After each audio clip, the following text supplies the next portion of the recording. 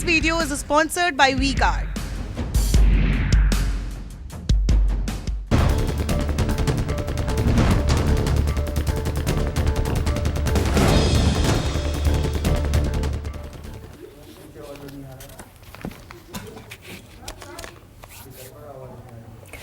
प्रणाम, मैं गरिमा सिंह।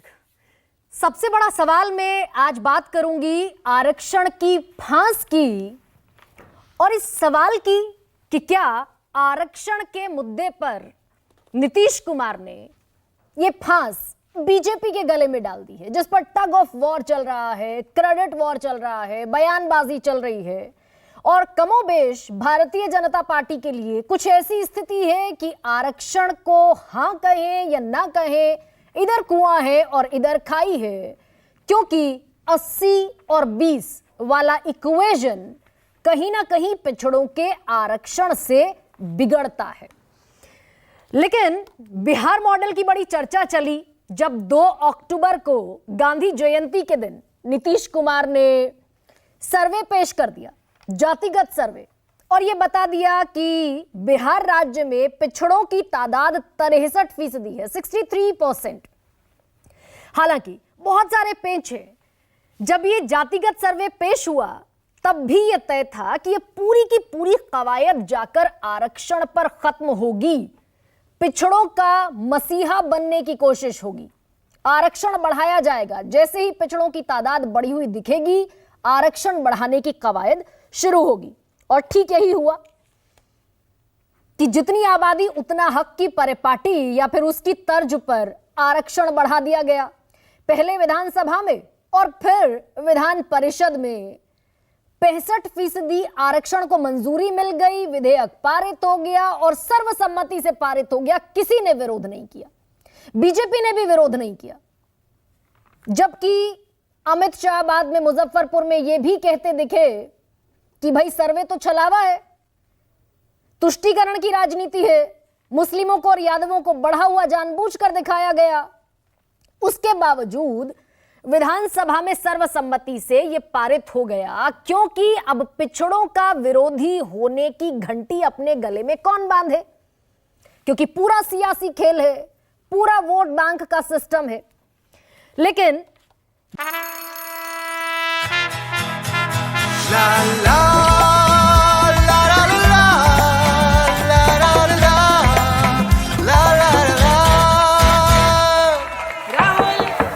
राहुल तन के साथ मन को जगाओ वीगार्ड वाटर हीटर्स के संग। वीगार्ड। जिस समय ये आरक्षण की सीमा बढ़ाई गई, 65% पिछड़ों का आरक्षण, ओबीसी, ईबीसी, एससी और एसटी, 10% ईडब्ल्यूएस का आरक्षण, इकोनॉमिक वीकर सेक्शन का, यानी कि टोटल 75%। तब भी नीतीश कुमार सरकार यह जानती थी कि केंद्र की रजामंदी के बगैर, संविधान में संशोधन के बगैर इसको बिहार सरकार अपने दम पर लागू नहीं कर सकती। गेंद डालनी पड़ेगी केंद्र सरकार के पाले में। और यहीं पर पॉलिटिक्स का, राजनीति का छौंक भी लगता हुआ नजर आया कि जिस नाम पर पूरी कवायद हो रही है वो सरकार की हैसियत या फिर सरकार के इख्तियार में है ही नहीं। और यही कल हुआ। लेकिन कल क्या हुआ, तेजस्वी यादव क्या बोले, उस पर बिहार बीजेपी का किस तरीके का रिस्पॉन्स सामने आया, ये मैं आपको बताऊंगी। लेकिन उसके पहले आप ये समझ लीजिए कि बिहार सरकार इस बढ़े हुए आरक्षण को लागू क्यों नहीं कर सकती।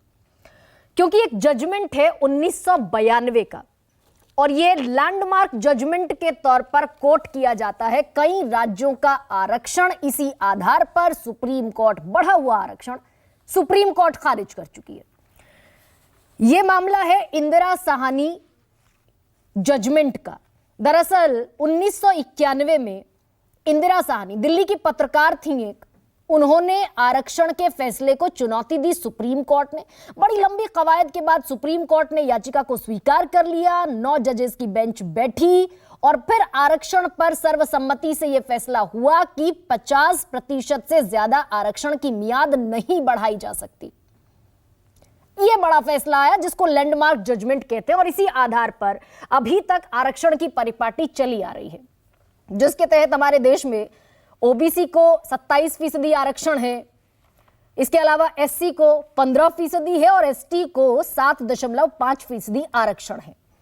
इस आधार पर बिहार सरकार क्वैश नहीं कर सकती, इस लिमिट से आगे नहीं बढ़ सकती।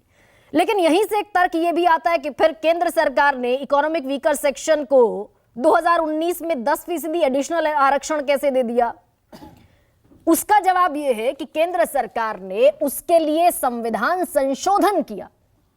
103वां अमेंडमेंट हुआ कॉन्स्टिट्यूशन में और अनुच्छेद 15 में छठा क्लॉज जोड़ा गया और अनुच्छेद 16 में भी छठा क्लॉज जोड़कर यह तय हुआ कि जो ऑलरेडी एग्जिस्टिंग आरक्षण है, एग्जिस्टिंग रिजर्वेशन है, उससे इतर इकोनॉमिक वीकर सेक्शन को यह 10% का आरक्षण दिया जा सकता है। और क्योंकि हमारे संविधान में parliament is the supreme body, legislature, यह मान्य हो गया, ईडब्ल्यूएस का आरक्षण पारित हो गया।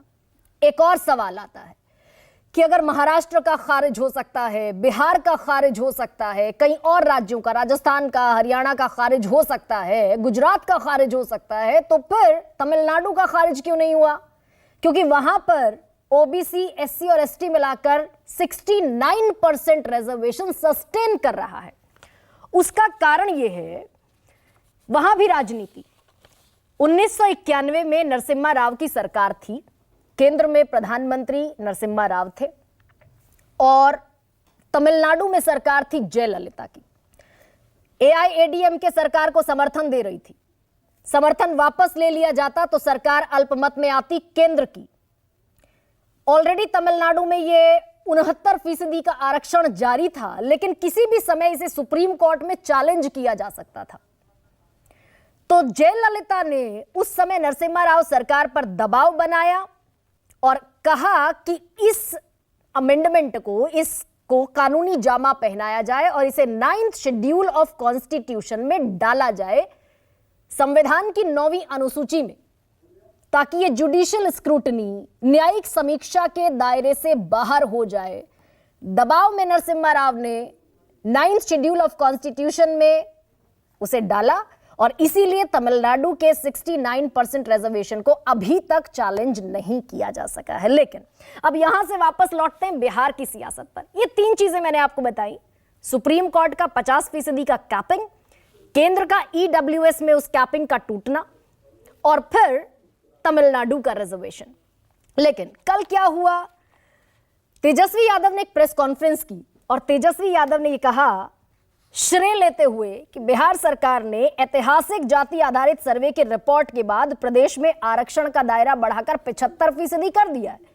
बिहार सरकार ने आरक्षण अधिनियमों को संविधान के 9th शेड्यूल में डालने का प्रस्ताव भी केंद्र सरकार को भेज दिया है।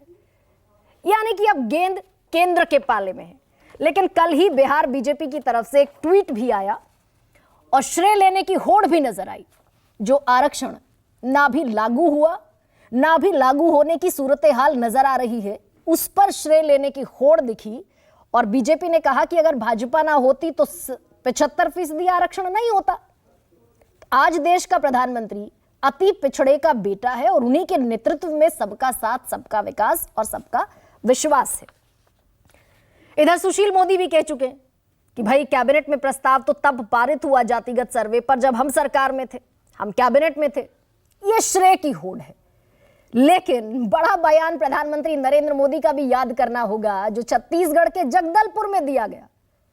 एक तरफ आरक्षण के हितैषी, आरक्षण के एक तरीके से पैरोकार बनते हुए दिख रहे हैं बीजेपी में बिहार के लोग, दूसरी तरफ प्रधानमंत्री मोदी कह रहे हैं कि आरक्षण जात पात में बांटने का पाप है, जो कांग्रेस ने सदैव किया और एक बार फिर वो पाप दोहरा रही है। तो क्या बीजेपी नीतीश कुमार की गुगली में फंसती हुई दिख रही है? क्योंकि सवाल उस पिछड़े वोट बैंक का है, 44% जो 2019 में भारतीय जनता पार्टी को मिला, और इसीलिए यह पिछड़ा भी जरूरी है, सवर्ण भी जरूरी है, इसीलिए आरक्षण पर गोलम गोल चल रहा है। 2 महत्वपूर्ण बयान आपको सुनाती हूं, फिर आगे बढ़ते हैं। मैंने सवाल पूछा पार्लियामेंट में नरेंद्र मोदी के सामने। मैंने कहा, नरेंद्र मोदी जी, आप अपने आप को ओबीसी कहते हो, ओबीसी कहकर आप चुनाव जीते। मैंने उनसे कहा, मोदी जी बताइए, इस देश में ओबीसी कितने? नरेंद्र मोदी जी का जवाब आता है, भाइयों और बहनों, इस देश में एक ही जात है, वो है गरीब। कांग्रेस को 50 साल तक ओबीसी समाज के लिए आरक्षण की याद नहीं आई। ये भाजपा सरकार है जिसने राजस्थान में जाट समुदाय को आरक्षण की सुविधा दी है। ये भाजपा सरकार है जिसने ओबीसी कमीशन को संविधान दर्जा दिया। ये भाजपा सरकार है जिसने मेडिकल कॉलेज में ऑल इंडिया कोटा में ओबीसी युवाओं के लिए आरक्षण सुनिश्चित किए। ये भाजपा सरकार है जिसने सामान्य वर्ग के गरीब परिवारों के लिए भी 10% आरक्षण की व्यवस्था की। तो आरक्षण का हितैषी कौन, आरक्षण का विरोधी कौन, इस पर यह टग ऑफ वॉर है। ऐसे में क्या है आज का सबसे बड़ा सवाल, मैं आपके सामने रखती हूं। आरक्षण पर अभिषेक की होड़, किसका विकेट कमजोर? और 2024 की लड़ाई गरीबी पर आई या जातीय जनगणना लेगी अंगड़ाई? This video is sponsored by WeGuard.